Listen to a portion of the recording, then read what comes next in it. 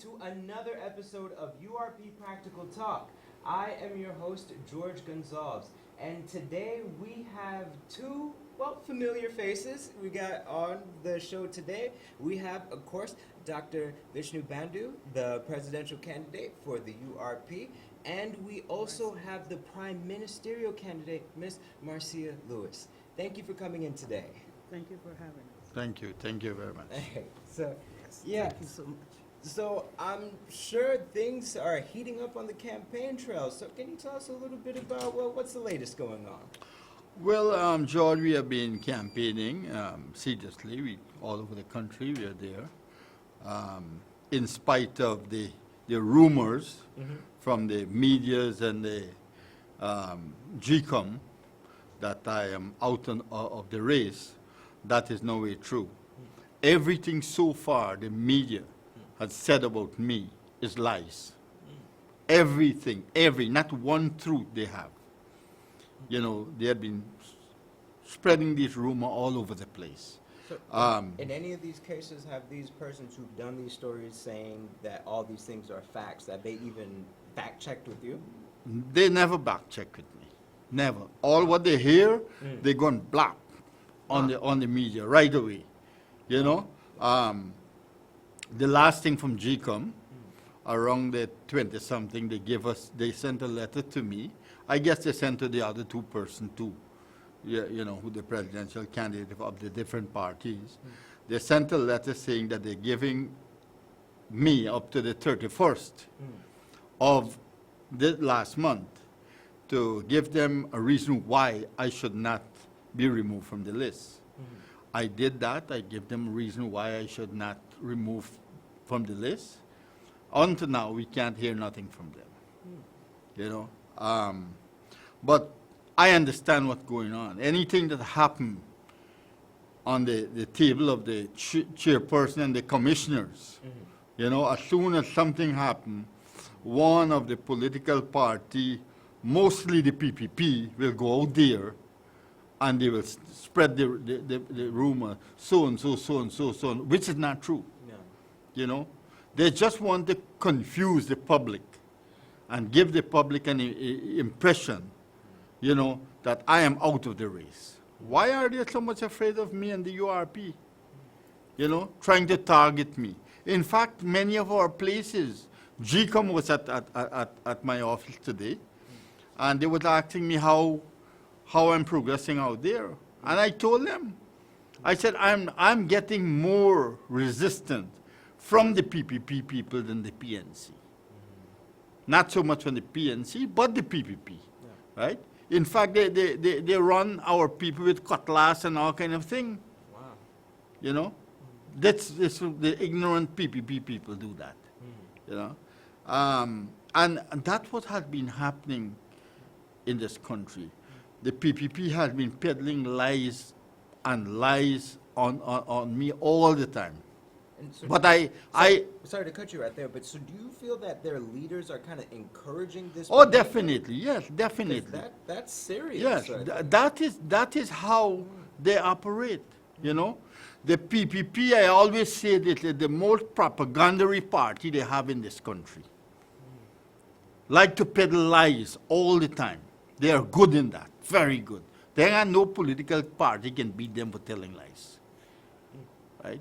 That is the PPP. And, you know, it's sad to know. And our people, many of them are so ignorant and keep on following these people, lying to them. They're lying to them over and over. They're lying to them, you know. And some of them people, you know, who behave like an idiot is some of those who call themselves educated people, university graduates, and doctors and lawyers. These are the kind of people so ignorant, you know.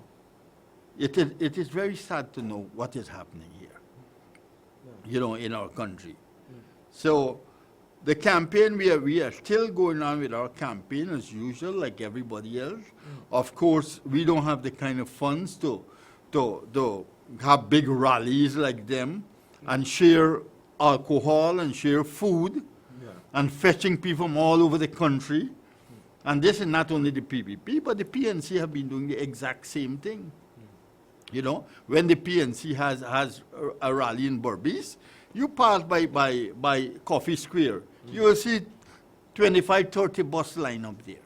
And you know the sadness in it? That the government vehicle are used to transport these people. Right? Government vehicle that Mark Granger uses to transport these people. The bus that Mark Granger for the school children is not Granger property. It is the property of the state. Right? Yeah. So they take the property of the state to do their personal party campaign. Of course, the PPP used to do the same thing when they was in government. They, you know, they use the government vehicles also to do other things. Yeah. You know, so they're no different between the two of them. You know, there is no difference whatsoever. But nevertheless, the URP will continue. You know, if not, no matter what they do, the URP are going forward with the election. Great. You know, if they want to take me off, they take me off. If they don't want to take me off, all right. If they take me off, we still got replacement. URP are prepared for that, right? And we are going with that force. We'll continue going with the force. So you'd like to let people know then that you are still in the race. Of course. That, you know, that the party is still in the race, that even if Dr. Vishnu Bandhu is not the one that's leading Yeah, it, that it is, the URP cannot be stopped. but Dr. Bandhu will always be at the side of whoever you put there. Yeah. You know? Yeah. Just like how Bharat Jagdev at the side of Irfan Ali, Yeah. Vishnu Bandhu will be side of anybody who you put there. Yeah, no, absolutely. So you have Right? that support and have that notice. Yes. That's absolutely good. Yeah. That's great. You know? So, yes. Oh, I'm sorry. Is it, yeah. I'm not worried about anything. Mm. I'm totally not worrying them. Nothing. Great. So, is there any other updates from GCOM, or that's about the latest that you got? Well, this is the second visit of GCOM. Second visit of Carter Center today. Okay, so the Carter know, Center. yeah. So the same from Right. the U.S. Yeah, Okay, from the good. U.S. Good, This is good. my second meeting with them Mhm. because they are eager to know what's happening, you know, with me and this thing, because I show them out my loss of citizenship, which comes out on the 16th of the month. I'm the only one, mind you, that hold up my loss of citizenship certificate and show the world. Yeah. Right?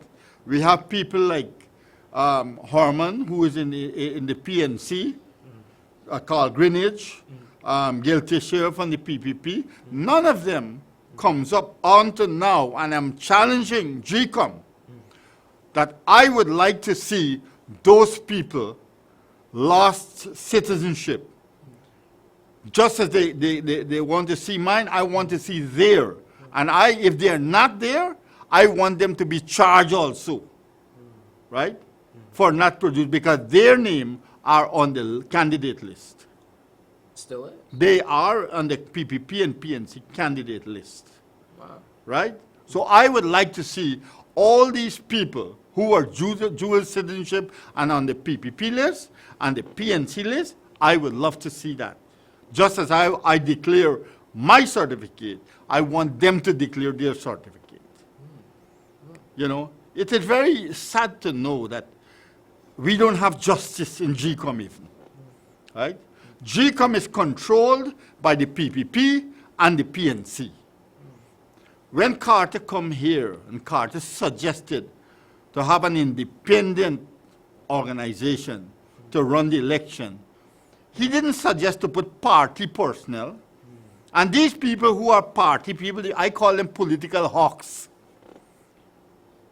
Political hawks, because as soon as they heard a little thing, they spread it, bam, they're gone out there to try to, you know, get the people attention. Oh, my party is this, my party is that. How can you get justice in this country when you have the two major political parties control GCOM? How can you get justice? You tell me how you will get this justice. So when you say it like that, it makes it sound like it's a system in which it's slanted against any person who does not necessarily Be- subscribe to either of the Either the two party, because the three commissioners you have from the PPP, three commissioners from the PNC, APNU, and then just right? the And then you have the chairperson. chair alone by itself, Huh. right? So how, really, where would you get justice in Guyana? So Yeah? that it doesn't really sound like you have any true, real, independent representation. No, you don't have. You don't have. Huh. These are political hawks. You don't have real representative. It's out of question, Yeah. you know? Yeah, and if anything, I'm looking at it as it sounds as if that these persons, if anything, because they're representing their parties, that it's very difficult to expect them to support anything that isn't going to support either their party or the two-party paradigm. That exists. How would they support it? Because they don't have an open mind. Exactly. Their mind, the support of the PPP, their mind is on the PPP. And the support of the APNU PNC, their mind is on the APNU PNC. So you don't have independent mind people there. You know, no matter what you said, they are not independent minded.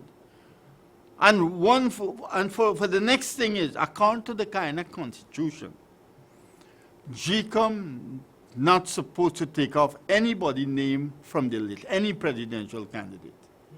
They're supposed to forward it to the High Court, for the High Court to do that. Right? And I haven't break any law. I haven't lied, I haven't break any law. You know, I had a meeting on the 14th with the chairperson, Lowenfield, and their advisor. And I asked the question on the 14th, Yeah. right, that at what stage do you have to relinquish your dual citizenship? They said they don't have no law of such. But then on the 21st, they had a statutory meeting, and they make up the thing, saying that on the 10th, you're supposed to be off of the list. Huh? Not the law, they make up the law, right? That on the 10th, you shouldn't be a dual citizenship.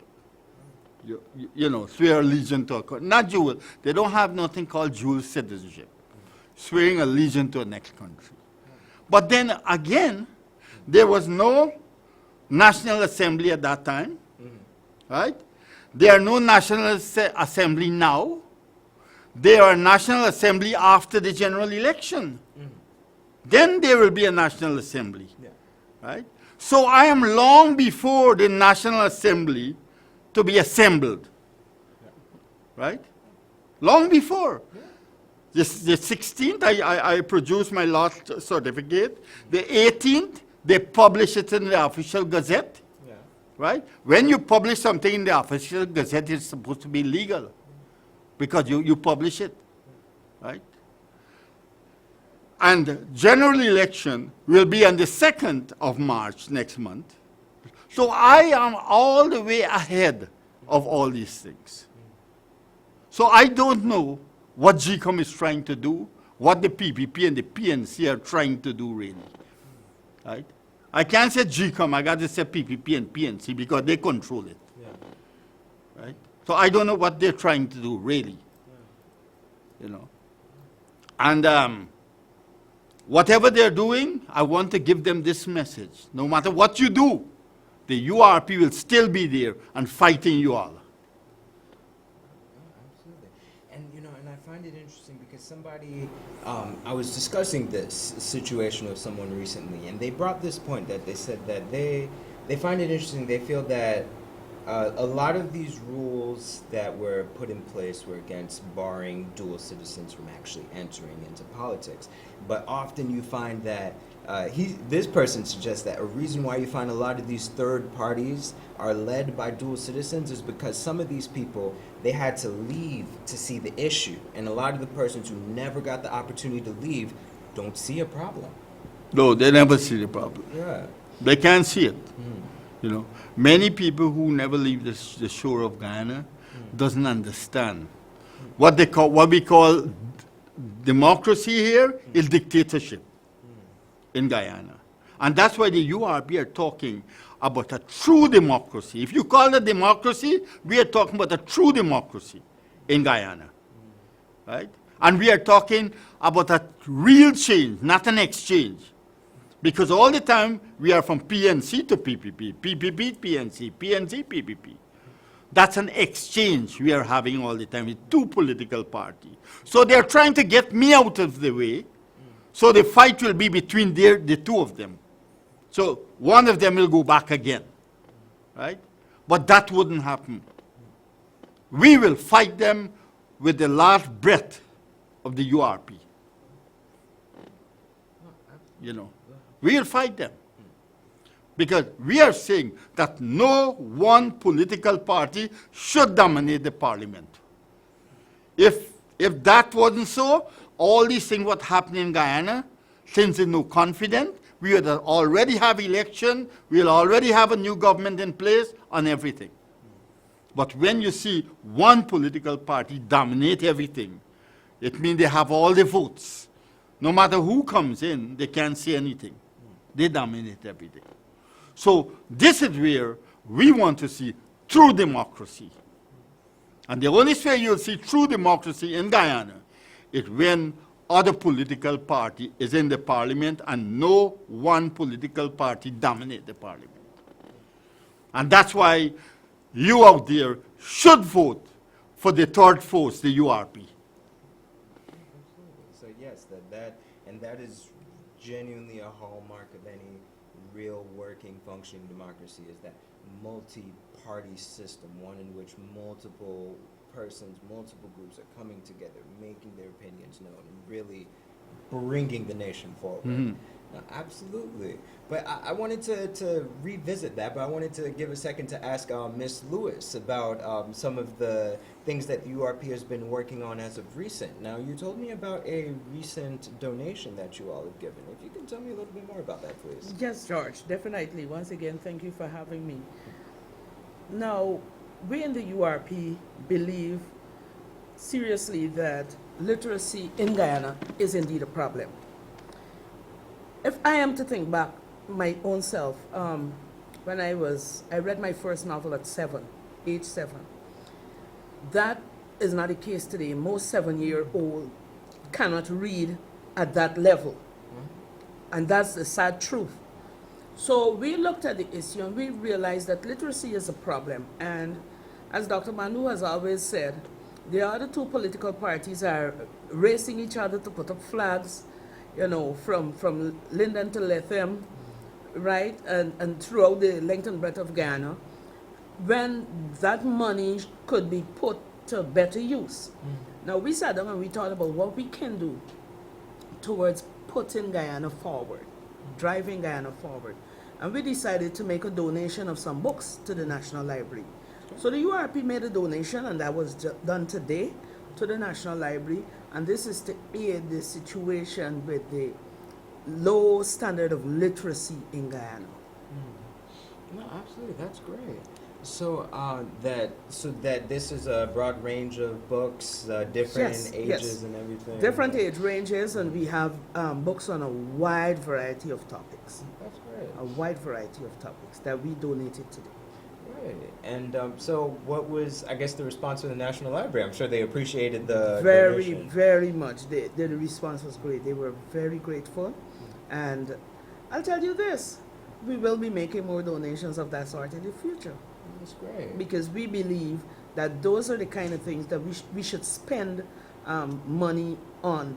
Something that will make a positive impact, a real impact on Guyana's future. That's great. Now, so of course the National Library, they appreciate the donation, I'm sure. But I want to kind of shift this a little bit to kind of the URP's message. That how do you feel persons are responding to URP's message right now? Okay, based on what we're hearing from the man in the street, because a lot of what we have been doing, we have been meeting persons on a face-to-face basis. Yeah. As Dr. Bandu said, we are not having the big rallies where we're speaking at people. Yeah. We're going into your homes, we go house to house, and so on, and we meet the people on a face-to-face basis. And what they're saying is that the people of Guyana need a change. The people, this is the cry of the people. They A need real change. Real change.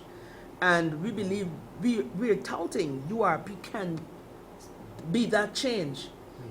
URP is that change. And not an exchange. And not an exchange, not the political football that we see, back and forth.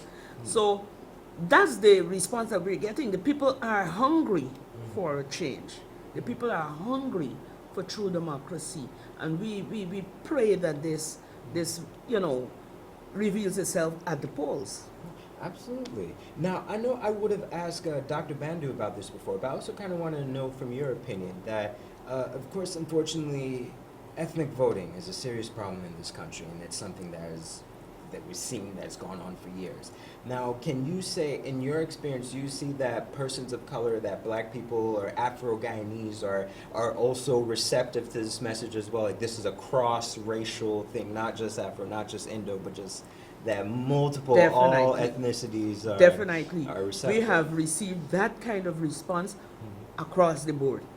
From every ethnicity, people of every ethnicity that we have visited, the people are saying, yes, the URP is indeed, they receive that message, they see that we mean what we say, right? We are not saying that, we're not giving them empty promises. As a matter of fact, the URP, I believe, is the only party that follows its bold words with bold actions, and we are going into every community. We're not afraid to go in because the people, in some instances we have issues where people are run out of the area and things like that, but that's rare. However, the man in the street receives us well, and they understand the message that we're preaching, and they give us the assurance that this is what they want change.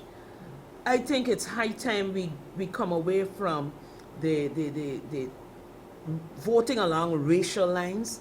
It hasn't worked for us in the past 50 odd years from independence to now. It hasn't taken Guyana forward, and I don't see it taking Guyana forward. So it's high time we stop it and understand that this is only a policy that would have been passed down to us, a legacy, I should say, that was passed down to us by those persons who would have crafted the idea of divide and conquer. Absolutely. Because we know the old adage that says, united we stand, but divided we fall. So if we are united, then no one can break us. Yeah. And this is the message we're giving to Guyanese. If we are a united people, then we must and we will go forward. Our campaign message is based around the theme, onward, upward, we will go. Right? And we can only do that if we stand together as one, if we are in one accord. Absolutely. No, and those are all great points. So, but now I know we're kind of coming close to the end of our time, so I just want to know, are there any other points in regards to the URP and some of the progress that you're all doing and things of that nature that you'd like to share? Okay, well, we were looking at the voters list, and we were looking at what how many people have been registered, eligible voters, that is. And this year, the voters list has a figure of 661,378. Of that figure, however, some 6,534 of those people are unverified registrants. So we're worried as to what will happen to that 6,000 odd persons. Will they be allowed to vote? Are they going to be, because they're unverified, and people are actually concerned. As a matter of fact, I have spoken to persons who have said that they haven't seen their names on the list. I know of persons who said to me that they registered and the last house-to-house registration, and then their name doesn't appear on the list. That is concerning. It is a concern indeed. And especially when I think about